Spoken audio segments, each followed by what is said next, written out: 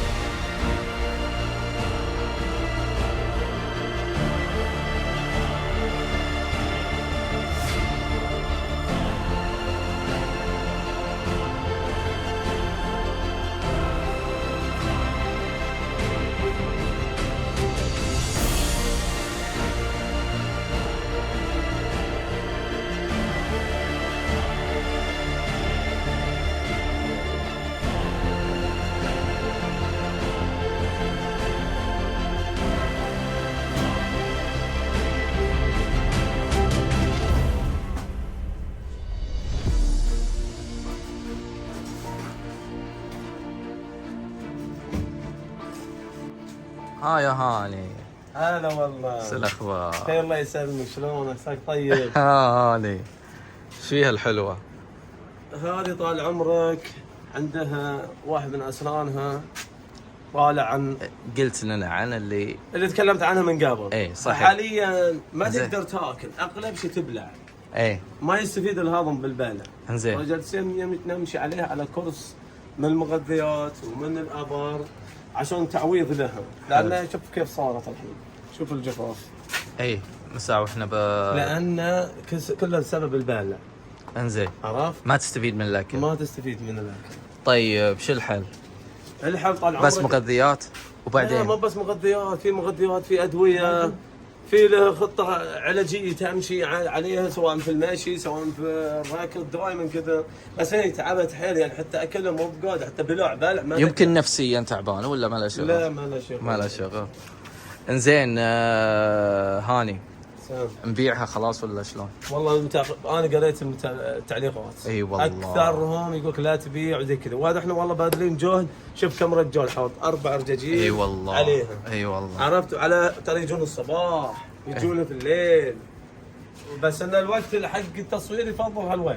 اي لانه براد شوي يبرد الوقت لانه ترى الجماعه ما هم مقصرين. صحيح. شوف دائما اكلها ما تاكله. اي ما تاكل الاكل. ما تاكله، وبعض الاكل اذا خليه زي كذا يخمر. اي صح. يصير خايس. صحيح. ولو تاكل ياثر عليه حيل. صحيح. فكل مره اذا ما كانت الوجبه الصباح خلي العامل بالظهر يشيلها لانه خلاص خاصه اختاربت. انزين. عرفت؟ فمتواصلين مع اكثر من دكتور. ايه. يبغى له براد حق الاسنان وبيجي ان شاء الله. هذا على كلام الدكتور باذن الله بكره ولا بعده بيبردها. انزين وان شاء الله تزين. واذا بردت ان شاء الله راح تزين، مجرد ما تاكل بتشوف حالات تغير. فالحين حاطين لها اللي هو المغذيات زين عشان بس ان شاء الله انه يروح عنها الجفاف، لانه ما يصلح انها هي تجلس كذا اكثر من يوم ما تاكل يصيبها جفاف. فضروري المغذيات هذه عشان يعني شوي تستقوي. من اللي قاعد يطق؟ طبعا الجفاف ترى يؤدي للموت. اي عارف عرفت كيف؟ عارف. عشان كذا بس والله مسكينه تعبت بزياده، كل مالها وتتعب زين. جات كذا ما رفضت التزاوج، ما قدرنا نزوجها. أيه. ولو زوجته ولقحت ترى هذا بيظل اياه 11 شهر. أيه. السن لازم يبرد السن لازم. صحيح. ما شاء الله هذه اللي احترقت ذيك السنه. هذه طال عمرك تعز على العائله كلها. اي والله اذكرها هذه طبعا. نذكر سالفه الحريق اللي صار. والله ما ودني بس انت ما خلاص قد صار حريق في المربط زين، وهذه تاثرت مسكينه من الخيول اللي تاثرت زين. وبس شوف والله من زمان المفروض انها طابت. هي شبه طابت. ايه. عرفت الان باقي اثار ترى كله باقي الشعر. شوف. ايه اشوف قاعد يطلع شعر بس المفروض من زمان هي. ايه لا الحين طبعا لقحناه والحمد لله لقاح وصحته زينه. ايه زين بس باقي اثاره.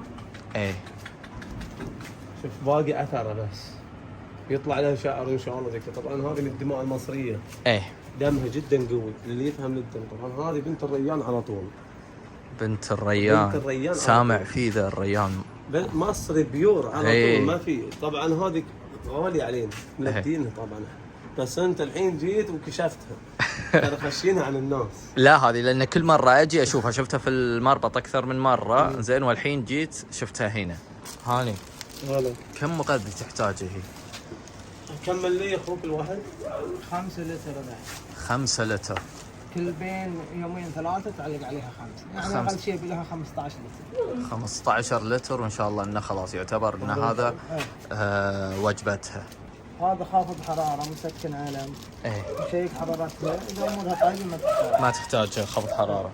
فزي ما انتم شفتوا قاعد نحاول قد ما نقدر ان احنا نضبط امور ريناد، نحاول ان ريناد يعني تزين امورها، لكن ما ادري والله بيني وبينكم انا ما ابغى اتخلى عنها، ما ابغى اتركها، لكن يعني قاعد نحاول قد ما نقدر ان احنا نساعدها، والشباب مو مقصرين ابدا معاها، قاعد يحاولون قد ما يقدرون انهم يضبطون امورها، لكن زي ما انتم شايفين مستمرين يعني معاها.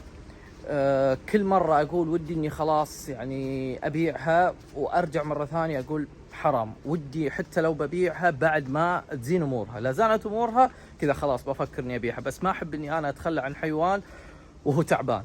ففي بالي خطة وبرضو باخذ رايكم فيها. هاني انا حبيبي هلا اسمع، جات في بالي خطة. ببيع الخيلة. لا ريناد قلت لك حتى لو ببيعها بعد ما تتعالج، يعني بعد ما تزين امورها اي ما راح ابيعها الحين، لكن في بالي حاجة. وشو؟ باخذ فرس ثانية.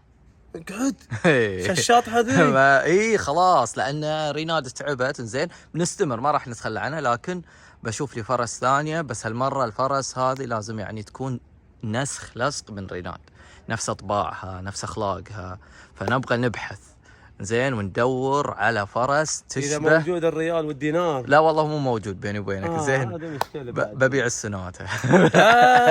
من صدقك انت؟ يا اخي حاب انه يكون عندي خيل واسوي معاه سلسله، فجد حاب موضوع والله شوف يا عبد الرحيم، ترى انطبيت في عالم الخيل. قلت لك من قبل انا مو قادر ذيك الفتره، يعني قاعد احاول قد ما اقدر ان ريناد تزين امورها، لكن زي ما انتم شايفين يعني ريناد مو جايه تزين امورها. فالحين قاعد اخطط ايش؟ اني انا اخذ فرس ثانيه، وللامانه يعني ما ابغى فرس يعني غاليه حيل، ابغى سعرها يكون مناسب. ولا اخذ حصان؟ لا حصان ما ابي. تبي يجيبك على وجهك ويوم صقعك على ثامن. لا عادي ما والله لا تستهيب الحصان. ايش فيك؟ مالي باخذ حصان خبيل. اعطيك اياها عزك الله وعز السامعين. الحرير اللي عندك ما حلتهم، بتحيل حصان. لا شكلك ما تدري. لا الحصان، لا ما عليك. الحصان هذا يعني حق مبتدئ، انا ما انصح. انا ماني مبتدئ ترى، ايش دعوه؟ مبتدئ يا ابن حلال. انحاش عليك كيف تصيد، تفكره زي الحمار. تعال بيجي. لا ولا تجيب درزن هنود من اللي عندك. ما عليه. هذا تحدي جديد. تحدي جديد. ايش رايكم ناخذ حصان ذكر ولا ناخذ فرس انثى؟ ايش رايكم؟ لا فرس اوكي، حصان انا اقول لك مستحيل. هذا هاني يقول حصان لا، يبيني اخذ فرس، وانا معزم اني اخذ حصان واراوضه. ما نوع شبديه بتراوضه. ما عليك، ما تقدر تراوضه. ترى مو بكل وهو صغير عاجي معاه. ما عليك، بس هو كبير. كل حصان حار. لا مو بكل الحصن لا ترى. اي فانا ما ابغى اخذ لي واحد خبل. لا يبغى. اسمعني، حتى لو انه بارد وفاش، عرفت؟ بتحطه في مكان مثل ما عندك، عرفت؟ ما يعني شو اقول لك، تسيطر عليه 10-20% ممكن. انزين. اما تسيطر عليه 100% لا. انت ركبه اول بدايه زين. ما عليه. واذا ركبته ما عليه. كلمني. ما عليه. يا مرحبا، جميله ما شاء الله. المهم كتبوا لي بالتعليقات ايش رايكم في الموضوع؟ هل ودكم ان احنا ناخذ حصان انزين ونجرب؟ مع انه والله الاجواء هذه ما تخليك تفكر انك تجيب حيوانات، لانه والله حر جد حر. شو تخيلوا ان جاء المغرب الحين واذن المغرب وباقي حر، يعني رطوبه وحر بعد عندنا. فهاني قاعد ينصحني يقول لي عبد الرحيم لا تاخذ حصان لانك ما راح تقدر تسيطر عليه، وانا حاب اني ادخل هذا التحدي. المهم هذا المقطع بيكون قصير انزين. مثل ما انتم عارفين انا وقفت اسبوعين بسبب ان انا صارت لي سالفه في هولندا لما سافرت. طبعا اللي يتابعوني سناب يدرون ان انا رحت هولندا وتورطت وضاعت علي الكاميرا هناك، والمصيبه اني انا مصور 3 فيديوهات يعني في هولندا، فراحت كل الفيديوهات. فبيني وبينكم تاثرت نفسيا لان كنت معتمد اعتماد كلي على الفيديوهات هذه اني راح انزلها باستمرار، وخسرت كثير في السفره عشان اصور المقاطع هذه، وفجاه كل المقاطع هذه راحت. فهذا اول فيديو انزله عن ريناد انزين. والفيديو الثاني مثل ما انتم قلتوا لي في المقطع اللي راح حق البحث، قلتوا لي عبد الرحيم نبي نشوف الجزء الثاني وودنا بجزء ثاني، فان شاء الله المقطع الجاي بيكون جزء ثاني عن البحث. وبرضو المقطع الثالث اللي انا خلاص تقريبا بصوره، ان كثير منكم حابين توباك ومن زمان ما طلعناه معانا في الفيديوهات، فان شاء الله الفيديو الثالث بيكون عن توباك. هذا السن اللي ملعوزها، تقعد تاكل بس ما تهضم، تبلع على طول. سبب هذا السن لازم يبغى له براد، طلع من الجهتين. هذا بعد لازم ينشان تصغير. يبين تنبرد كامل. يعني هذا السبب اللي يخليها ما تاكل، تبلع. باقي الحين هي تضلع. تعرج مسكينه.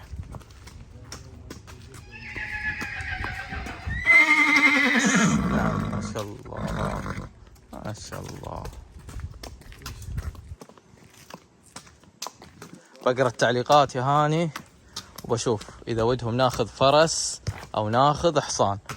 بس حاسني ان المتابعين يبون لي الافلام، فهمت؟ حاسني انهم بيقولون لي ها يا عبد الرحيم يقول لك الافلام اخذ حصان. اخذ الحصان. هذا اشوفه انا. لا كنت مخطط اني يعني اخذ فرس ثانيه زي ريناد، بس لما قريت والله التعليقات كلها ما ادري شلون حسيت ان انا ما راح اقدر اتخلى عن ريناد وبخليها زين، فخلاص راح نخلي ريناد. لكن بقرا التعليقات بشوف اذا انتم معزمين ان اخذ فرس ثانيه باخذ فرس، واذا انتم معزمين على حصان باخذ حصان. هاني يقول لي خذ فرس ثاني. انا من الناس اللي قريت التعليقات، في بعض التعليقات صراحه تفهم ناس في الخيل، في ناس ترى بصراحه ما تفهم الخيل. اي صغار بعض يعني ما يفهمون. يتكلمون يقول ان هي تغذيته يا ابن الحلال، التغذيه اللي انت شفتها ما تاكل من إيه سبب عارف. اسنان يا مو. اكيد مستحيل. يعني راح انا قريت احنا التعليقات صراحه زعلتني. ما يحتاج تزعلك يا هاني، هم بعضهم ما يدرون ان احنا قاعد نحاول قد ما نقدر ان نزيد عشان احنا نطلع بصوره حلوه. صحيح. يعني احنا ودنا ان ريناد تزين باي طريقه يعني، فمستحيل بنقصر معاها لا بشيء. والله ما احنا مقصرين معها والله. لا والله ما اني نقصر والله. عارف بس ان عشان احنا اوصل الصوره ان ترى مو هو من الاكل موجود، بس هي مسكينه ما تقدر. اي صحيح انا عارف. وبس الى هنا تقريبا وصلنا لهذا الفيديو. يعطيكم العافيه، اتمنى ان المقطع عجبكم.